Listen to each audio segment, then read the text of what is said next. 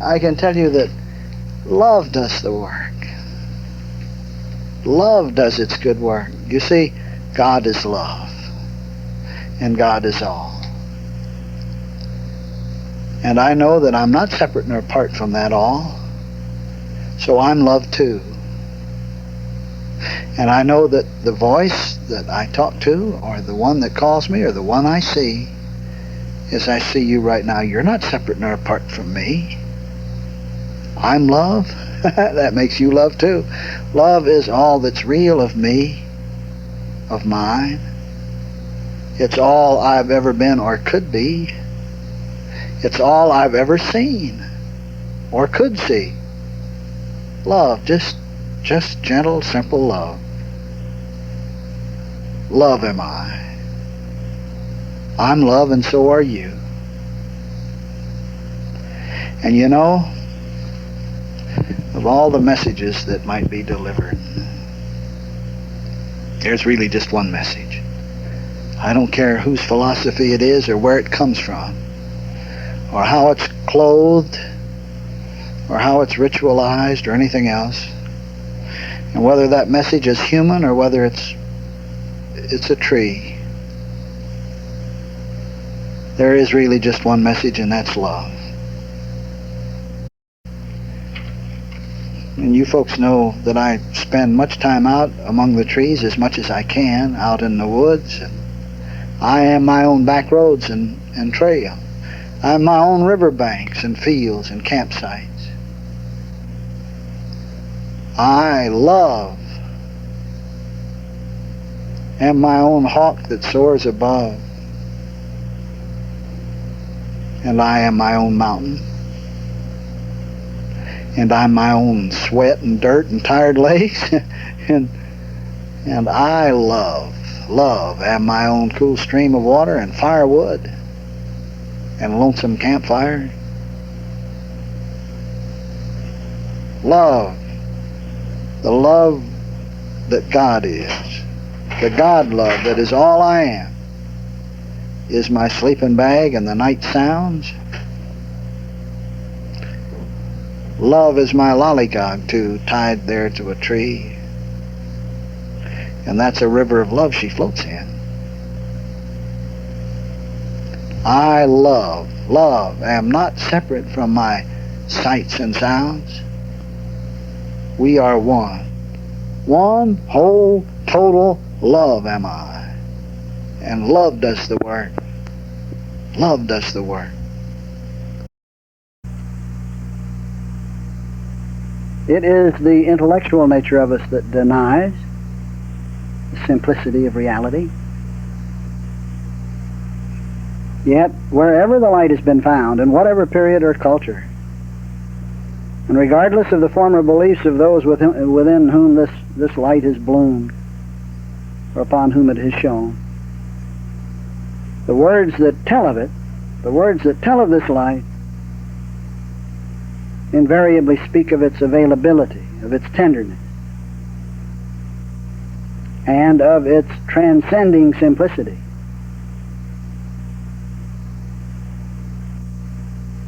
Enlightenment reveals that the real appears a mystery only to the sophisticated or dishonest nature of us, withheld from those who would search for it outside the childlike essence of his own being.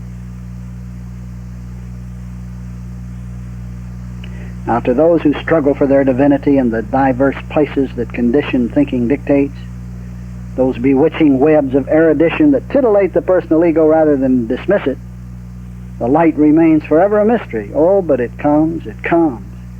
The light comes in good measure, pressed down, shaken together, running over, and put into the lap of those who are willing to let go the vaunted sense of self, to act the simple child of God that we are in fact already. Ultimately we see, sooner or later we see, because we're forced to see, the light of the inexpressible demands only the sacrifice of a phantom role that we play. A mistaken sense of self But the surrender of anything less than that is the dream of darkness perpetuated. Well, now, while I have just said this in my words, listen to these words with your heart and hear them as your own.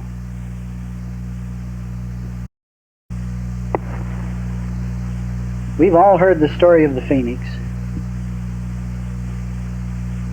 Well, the phoenix is not a mythical bird. It is not. It soars and sings.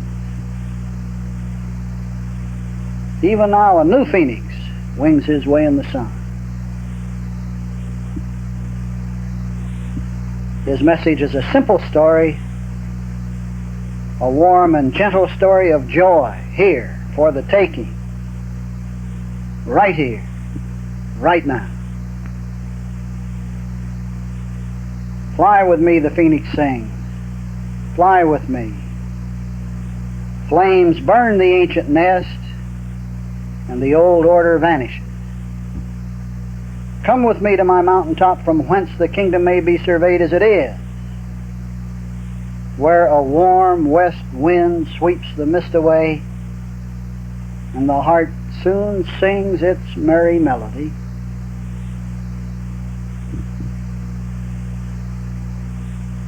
Yes, the phoenix flies, but mankind looks in other directions, searching the crevices for sustenance. Well, who looks up and finds me? Those who find light to be the sufficiency they are already. As for wealth, the universe is already mine. The universe is already ours.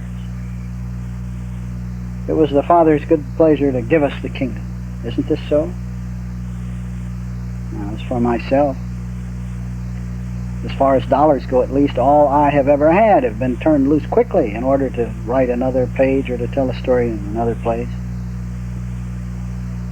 I have found that to be a hoard of dollars in this activity is to be a dry well. This doesn't mean that one isn't to have dollars. It is to say that to be a hoard of dollars. But I can assure you this, that in this study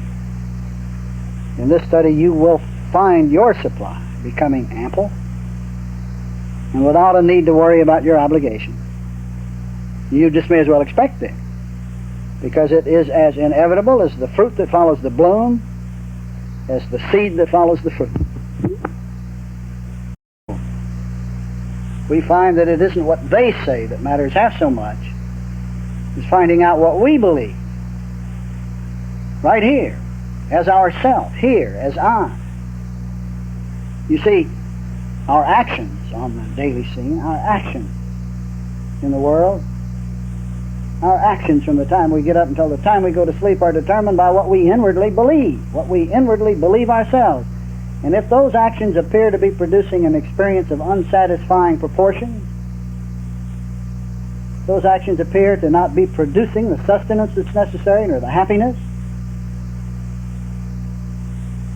well, then reading 25 more books isn't the answer. We had best determine what our inner beliefs really are. Determine what they are. Look at them, examine them, and put them in order. Now, we don't need as much help to do this as we at first suspect. You see, it's really only necessary to examine what we believe. And I can tell you that the very shock of the sight will usually start our putting them into order. You see, all of us have an inward honesty built in. There is an inner guide that is absolutely perfect. What is it? It is an already established identity. And no one can tell us about that so well as we can tell ourselves. Well, how does one examine his own self-concepts? There are many ways.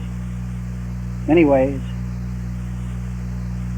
But reading is not one of those ways, really, because reading is a continual surveillance of other ideas, what other people think. Of course, I realize that those other people are here as I, too. And this is why we read. And if one will read slowly and contemplatively, then reading is great, but so often we don't. Meditation, you see, is a sitting still and letting one's own as come forth and reveal itself. And writing is precisely that same action, except it winds up in tangible words so that they can be examined and looked at. Well, about this habit of thinking, well, I must read someone else's words, someone else's books, this is, of course, good. Especially those of us who have had our reading restricted to official and approved publications. You see, we are understandably prone to do a lot of catching up.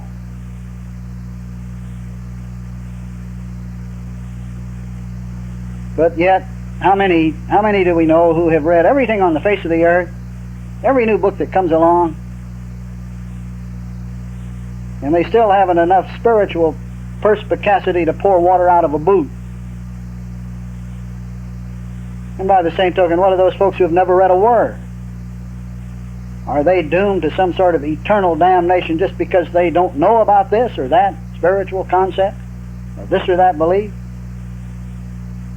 There should be a happy balance between reading and meditative writing or contemplative writing, or just between reading and meditation, or between reading and then going out and looking at the beauty that isness is.